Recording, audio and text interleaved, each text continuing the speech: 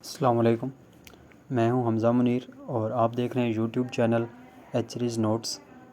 आज हम एक अपना नया सेशन स्टार्ट करेंगे जो है हमारा एलएलबी पार्ट 4 5 इयर्स का जो हमारा प्रोग्राम है उसके अंदर एलएलबी पार्ट 4 ये बनता है और जो एलएलबी पार्ट 3 है उनके लिए एलएलबी पार्ट 2 बनता है। ठीक है, तो उसके लिए हमारा सब्जेक्ट है इसमें लॉ ऑफ इक्विटी के नाम से। बेसिकली ये जो सब्जेक्ट है इसमें 3 तरह के पोर्शंस बने हुए हैं। सबसे पहले हमें जो टॉपिक है ना उसके अंदर जो पहला पोर्शन है हमारा उसके अंदर इसमें यहाँ पे आता है जो प्रिंसिपल्स हैं ना इक्विटी के वो होते हैं।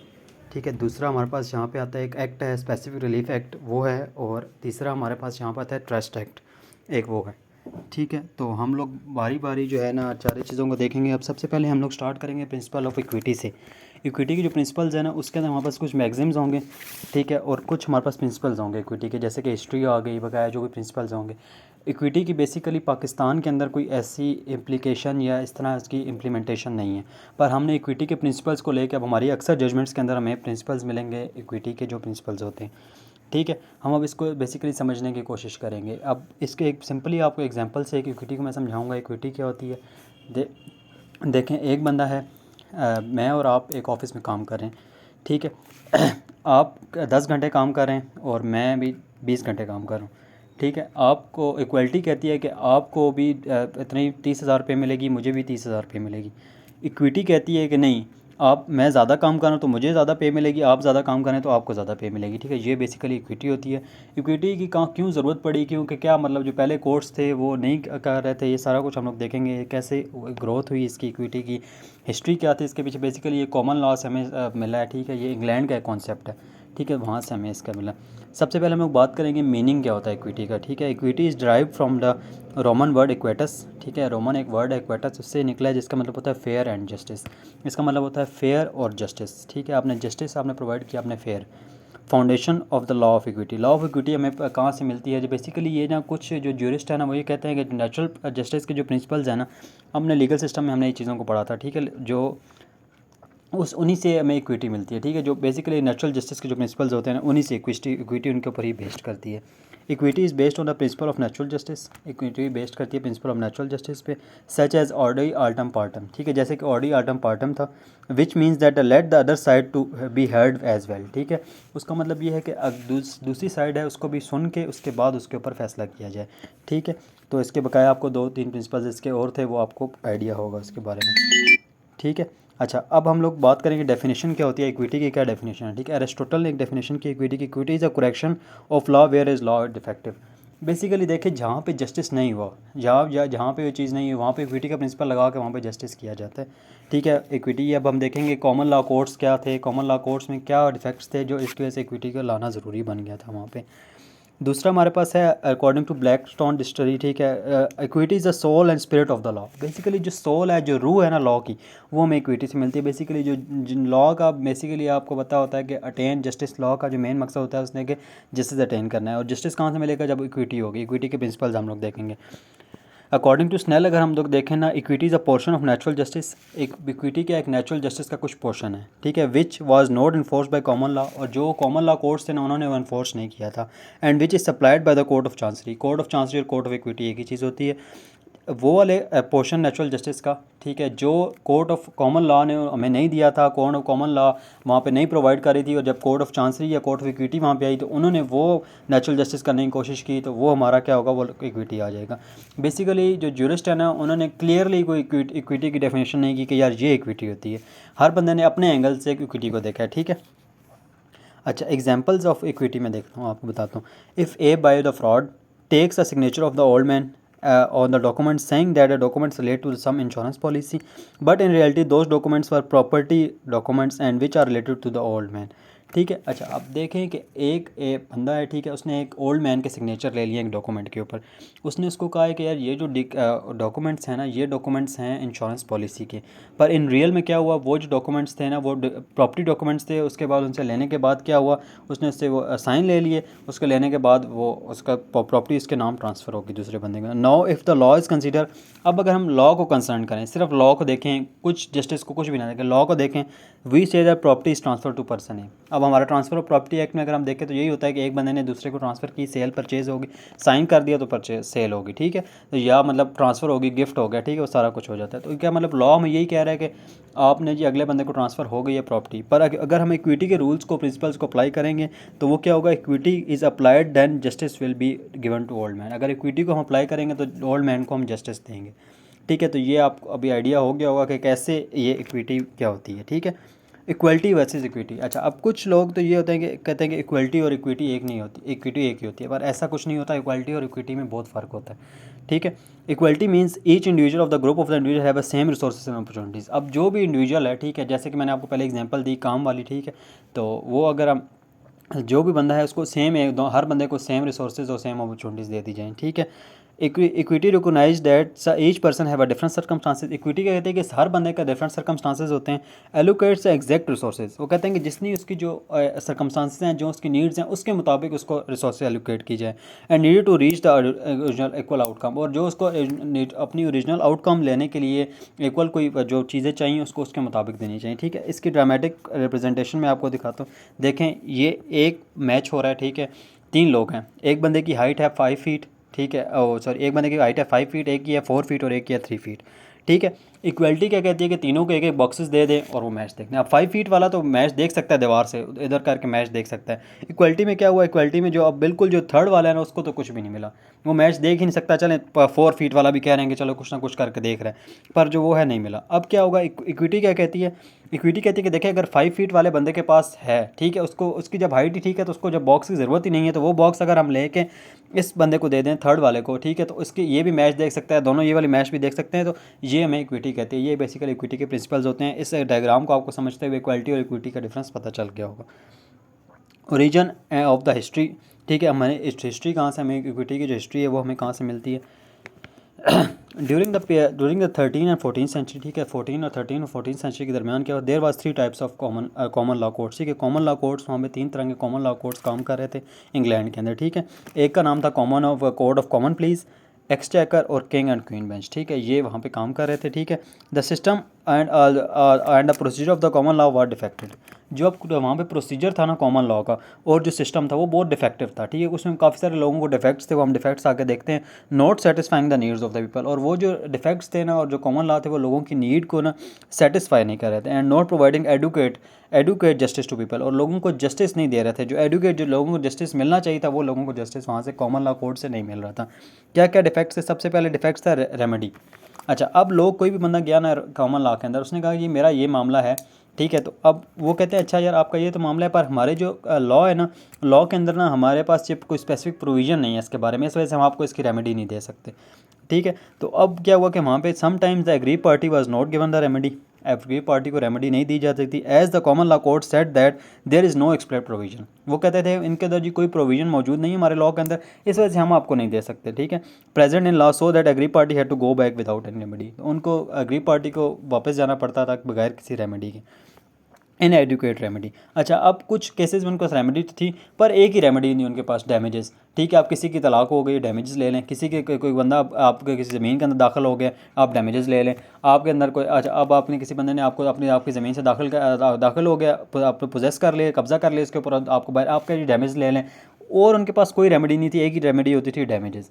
The only remedy on the common law courts at that time was only damages, एक ही थी, in the form of monetary composition. वो कहते थे यार पैसे ले लें और मामला दफ़ा दफ़ा करें, ठीक है। बस most of the time damages are not enough, ठीक है। अब most of the time damages enough नहीं होते, ठीक है, to compensate the loss of the agree party in some cases, ठीक है। अब सम केसेस के अंदर जैसे देखें, अब एक आपके पास ज़मीन है, ठीक है, वो आपको मिली, अपने जो एंसेस्टर्स हैं उनकी तरफ से मिली है, आपको इनहेरिटेंस में वो ज़मीन मिली है, ठीक है, वो आपको ज़मीन मिली है उसके अंदर, ठीक है। तो अब क्या होगा कि जब आपको उसकी ज़मीन, आपको इमोशनली आप उसके साथ अटैच होंगे। अब कोई बंदा आता है वो आपको उससे निकाल देता है या कुछ कर देता है, ठीक है, तो वो क्या होगा, आप इमोशनली अटैच थे उसके पास, ठीक है। तो एक जो डिस्प्यूट तो लैंड पे आ गया, ठीक है, वो आप कॉमन लॉ कोर्ट जाएंगे, वो कहेंगे यार आप डैमेजेस लें और आप साइड पे हो जाएं, ठीक है। तो ये चीज़ तो वो डैमेजेस आपको, तब तो डैमेजेस आपके काम नहीं आ सकते। आप तो कहेंगे यार मैं इमोशनली अटैच हूँ इसके साथ, तो मुझे वो ज़मीन चाहिए। तो कॉमन लॉ में ऐसी कोई रेमेडी नहीं थी जिसके आपको जो है ना ज़मीन मिल सकती थी, ठीक है। अच्छा, अब क्या हुआ, रिजिडिटी। अब तीसरा डिफेक्ट उसके अंदर क्या था, वो रिजिड था, बहुत ज़्यादा रिजिड था, इनफ्लेक्सिबल था, ठीक है। उसमें बहुत सारी फॉर्मेलिटीज़ थी। अब अगर उन्होंने कहा कोई प्राइमरी एविडेंस लेके आना है ना, तो मतलब वो प्राइमरी एविडेंस ही होता था, ठीक है। अगर वो कोई सेकेंडरी एविडेंस पे नहीं, प्राइमरी एविडेंस का मतलब है तो ओरिजिनल डॉक्यूमेंट। अगर वो कहें कि आपने ओरिजिनल लिखा हुआ कॉन्ट्रैक्ट लेके आना है, तो लिखा हुआ कॉन्ट्रैक्ट ही वहाँ पे होगा, वहाँ पे आप कोई फोटो कॉपी या कुछ ऐसा कुछ भी नहीं लेके जा सकता, ठीक है। वो बहुत फ्लेक्स, उसके अंदर इनफ्लेक्सिबिलिटी थी, बहुत सारी फॉर्मेलिटीज़। कॉमन लॉ कोर्ट्स और based on complex inflexible and formal system, ठीक है। So that to seek the any remedy the agree party है टू फुलफिल सम फॉर्मेलिटीज़, ठीक है। अगर उसने रेमेडी लेनी है तो उसको कुछ फॉर्मेलिटीज़ फुलफिल करनी है, एंड आल्सो है टू फेस द कॉम्प्लेक्सिटी, और उसको कोई फेस करनी में कॉम्प्लेक्सिटीज़ फेस करनी पड़ती थी, to seek the any remedy from the common law courts, common law से उसको रेमेडीज़ लेने के लिए। If those were not fulfilled then the remedy was not provided to aggrieved. अगर वो फुलफिल नहीं होती थी, जैसे मैंने आपको बताया प्राइमरी एविडेंस, अगर उन्होंने एग्जाम्पल आपको दी है, ठीक है, तो अगर नहीं फुलफिल हो रही तो उसको वहाँ पे रेमेडी नहीं दी जाएगी। ज्यूरी सिस्टम, अच्छा, वहाँ पे बेसिकली कॉमन लॉ में आपको पता होगा ज्यूरी सिस्टम होता है, हमने लीगल सिस्टम में जब हमने पढ़ा था, तो fourth flaw in the common law it was based on the jury system and the members of the jury as a firm. अब जो ज्यूरी के जो मेंबर्स होते हैं ना, वो लोकेलिटी से होते हैं, जो आम लोकेलिटी होती है ना, वहाँ पे उससे होते हैं, who were easily intimidate and do corruption, ठीक है। वो क्या करते थे, उनको डराया धमकाया जा सकता था और वो करप्शन कर सकते थे, ठीक है। So the by the agree party was unable to get remedy from those courts. अब उनसे वो रेमेडीज़ लेने में कामयाब नहीं होती थी, ठीक है। Do not recognise trust, another defect in the common law court did not recognise trust, ठीक है। वो ट्रस्ट को रिकोगनाइज नहीं करते थे as a matter of right, ठीक है। अब ये जो जैसे कि हमारे ट्रस्ट बने हुए, ठीक है, जैसे कि अल-शिफा ट्रस्ट हो गया, हमारे पास आई ट्रस्ट हो गया, यहाँ पे पिंडी में बना हुआ है, ठीक है। तो इस तरह के जो ट्रस्ट है ना, इनको वो लोग रिकोगनाइज नहीं करते थे as a matter of right. Trust और बेनिफिशियरी कॉन्सेप्ट वहाँ पे नहीं था। ये भी एक बहुत बड़ा फ्लॉ था उसके अंदर, ठीक है, क्योंकि अब जो लोग ट्रस्ट लेते थे उनको उनके फंडामेंटल राइट्स ने उस तरह मिल रहे थे लोगों को, ठीक है। Though which were the people can't get remedy, ठीक है। और ट्रस्ट के बारे में अगर कोई उनकी रेमेडी थी तो वो वहाँ से वो लोग नहीं ले सकते थे। Do not cover whole field of life, ठीक है। अब हर फील्ड को वो लोग कवर नहीं करते थे, ठीक है।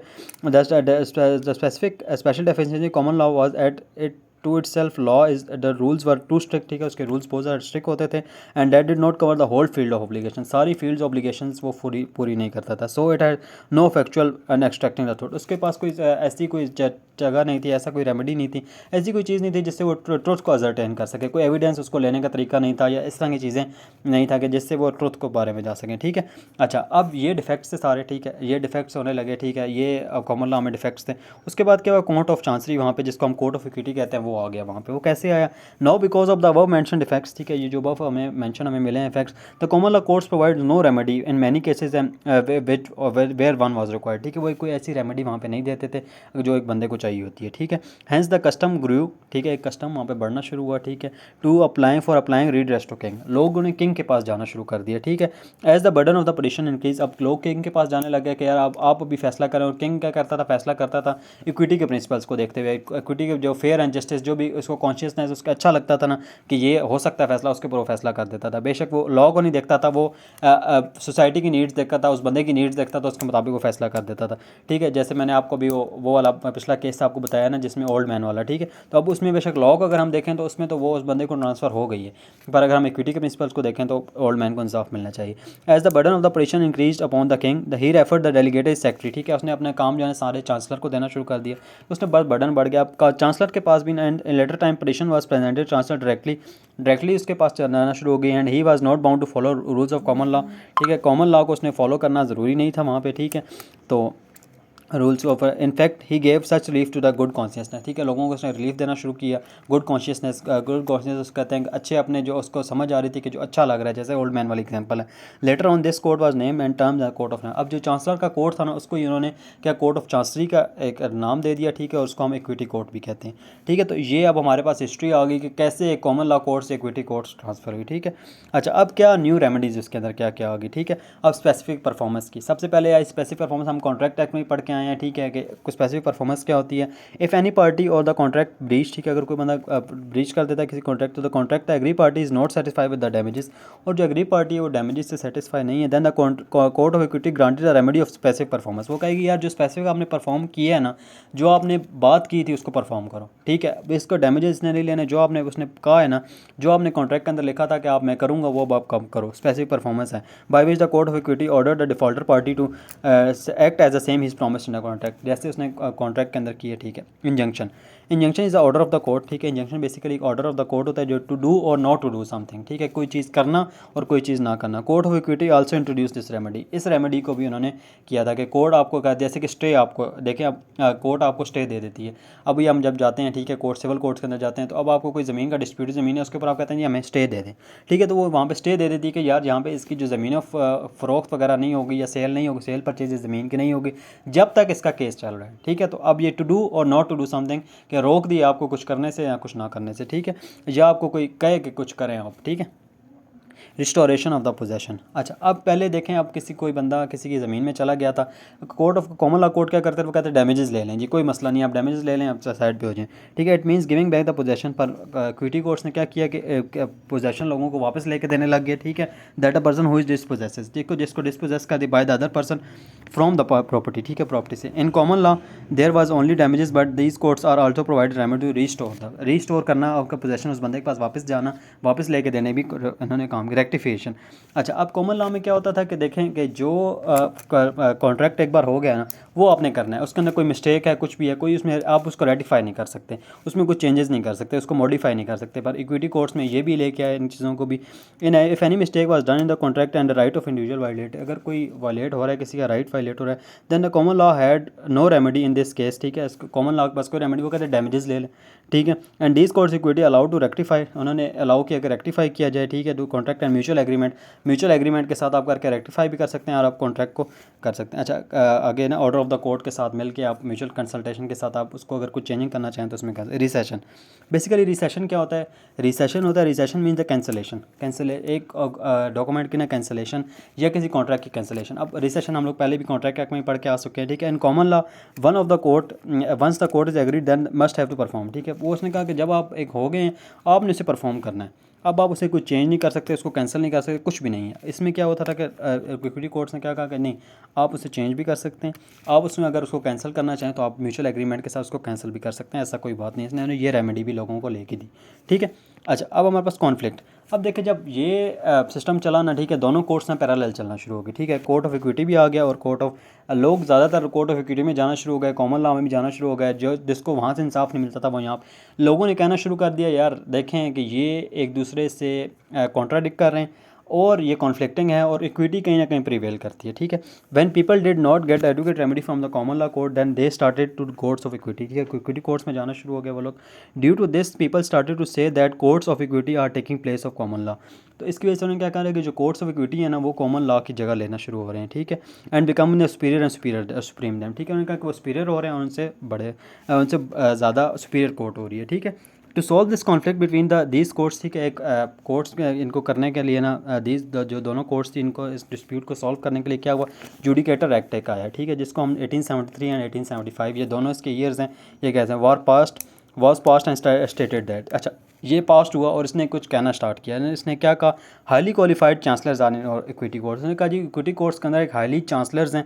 देखें, अब क्वालिफाइड चांसलर, अब वो आपको याद होगा कि वहाँ पे ज्यूरी होती थी, ठीक है, यहाँ पे अब चांसलर आ गए, ठीक है। तो चांसलर्स का क्या होता था कि वो हाईली क्वालिफाइड होते हैं। चांसलर जो बिशॉप्स वगैरह होते थे, ठीक है, जो उनकी हाई सोसाइटी है, हाउस ऑफ लॉर्ड वगैरह का जो मेंबर्स होते थे या बिशॉप्स वगैरह थे, वो उनके चांसलरी के चांसलर वगैरह होते थे, ठीक है। तो वो अब आप हिसाब लगाएं कि ऐसे जो लोग होंगे वो करप्शन में भी इन्वॉल्व नहीं होंगे, ठीक है।